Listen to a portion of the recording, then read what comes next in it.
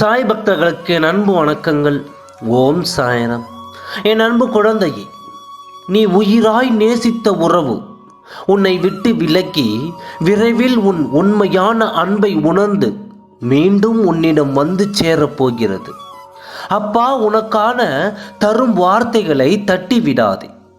என் அன்பு குழந்தையே, உன் வாழ்க்கையும் உனக்கான பாதையும் அந்த வாழ்க்கை பயணத்திற்காக செயல்களும் நீ தேர்ந்தெடுத்தது அல்ல. இவை அனைத்துமே என்னால் ஏற்கனவே தீர்மானிக்கப்பட்டது. அப்படி தீர்மானிக்கப்பட்ட வழியில்தான் நீ நடந்து கொண்டிருக்கிறாய். எனவே கவலைப்படாதே. உன்னையும் உன் வாழ்க்கையையும் என்னிடத்தில் ஒப்படைத்துவிடு. உன் வாழ்க்கை பயணத்தில் ஏற்படுகின்ற எல்லா கவலைகளையும் நான் பார்த்து கொள்கிறேன். உன் வாழ்க்கை பயணத்தை நான் விரைவில் உருவாக்கி தருவேன்.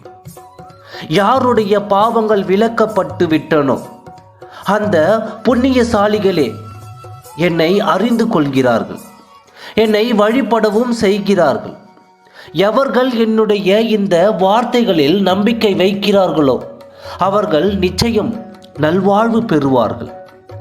நான் என்னுடைய அருளால் 7 கடலுக்கு அப்பாலும் வந்து உன்னை காப்பாற்றுவேன். உன் வாழ்வில் தேவையற்ற விஷயத்திலிருந்து நிச்சயம் உனக்கு விடுதலை அளிப்பேன். ஆலமரமாய் வேறொன்று நிமிர்ந்து வளர்ச்சி அடைவாய். உனக்கு என் துணை எப்பொழுதும் உண்டு என் குழந்தையே. என் அருளும் ஆசியும் எப்பொழுதும் உன் குடும்பத்திற்கும் உண்டு. எனவே உன் மனதை காயப்படுத்தும் எல்லா நினைவுகளையும் அடியோடு புதைத்துவிடும். அதுதான் உன்னை மூழ்கடிக்கச் செய்கிறது. நிச்சயம் அதிலிருந்து உன்னை கண்டிப்பாக வெளியே கொண்டு வருவேன். இனி உன் அழுகையை பொறுத்து கொண்டிருக்காதே. நான் இருக்கிறேன். வாழ்க்கையில் தற்பொழுது என்ன நடக்கிறதோ அதை மனதார ஏற்றுக்கொள்.